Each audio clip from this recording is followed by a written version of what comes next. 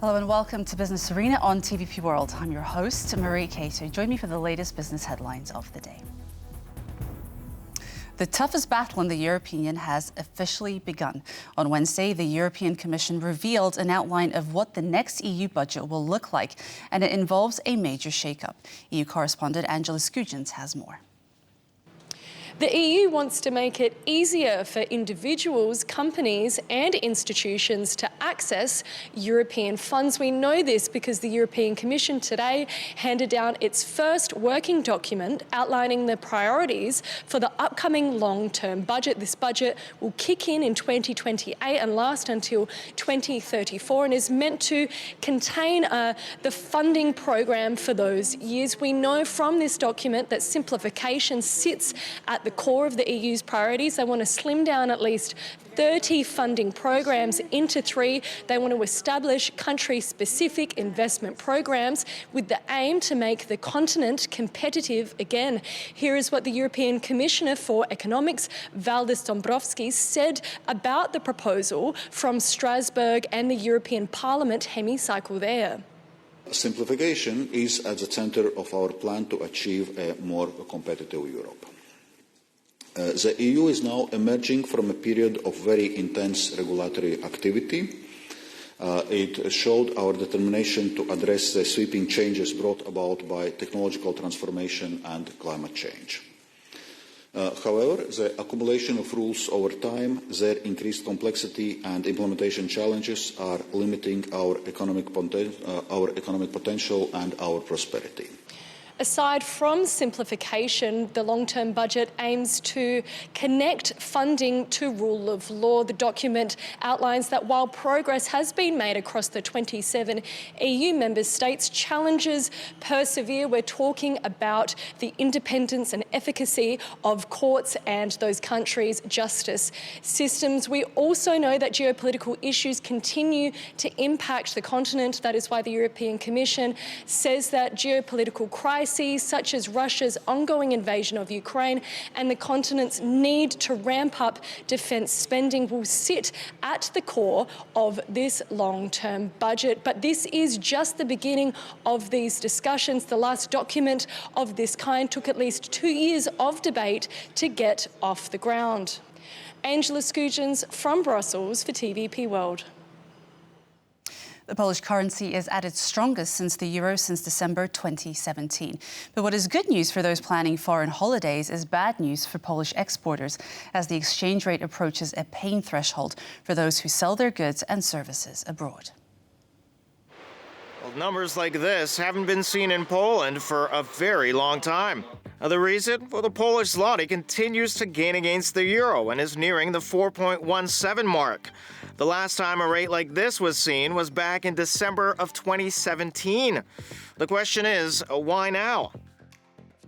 We're seeing a lot of money flowing into the country, and these funds are being put in bonds and equities.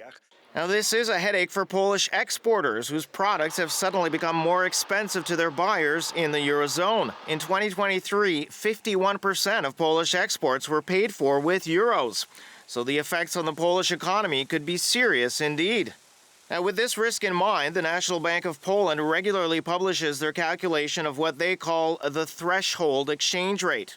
The most recent publication shows that an exchange rate of around 4.05 is where exporters will no longer be able to compete on price with Eurozone producers. There's also a threshold of comfort around that number, and with the current rate, it's clear that we're now in the danger zone. I think our exporters are still able to compete, but of course if the strengthening of our currency continues for the next couple of months, we're going to have a serious problem.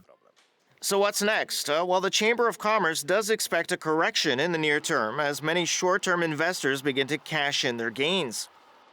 So if, let's say, the Polish zloty will have strengthened by 4 to 5% during these 2 to 3 months, we can expect an adjustment of 2 or 3% after that.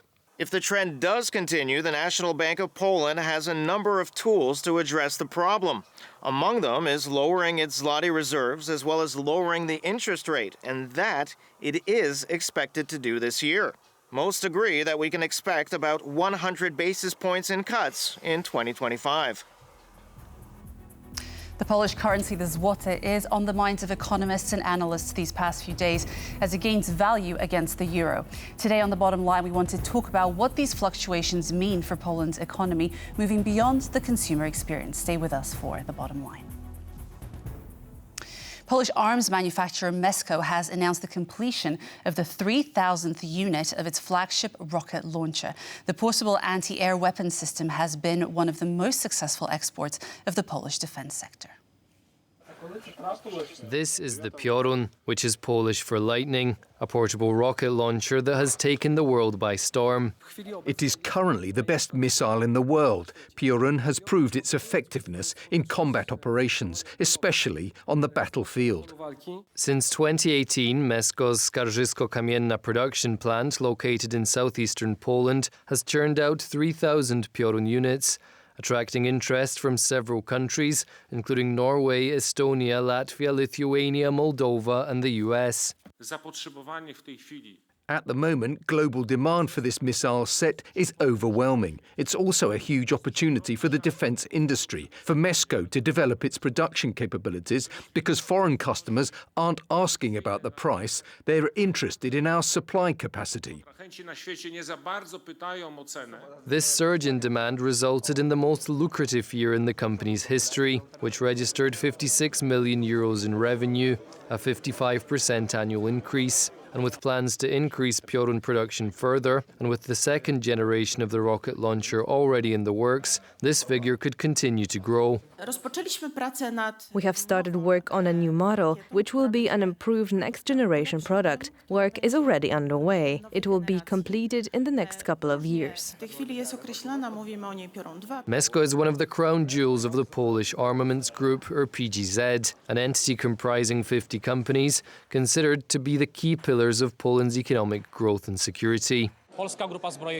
The Polish Armaments Group, in which one of the best plants is the Mesko Group, is absolutely strategic. It's strategic for economic reasons, as it is a very important branch of the economy and extremely important for defence reasons, because it is crucial for us to independently manufacture weapons and ammunition in Poland, which strengthens Poland's defence capacity.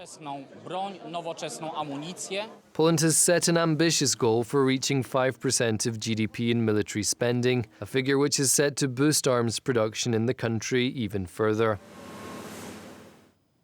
And that's all for our business news updates today. For more business stories, check out tvpworld.com.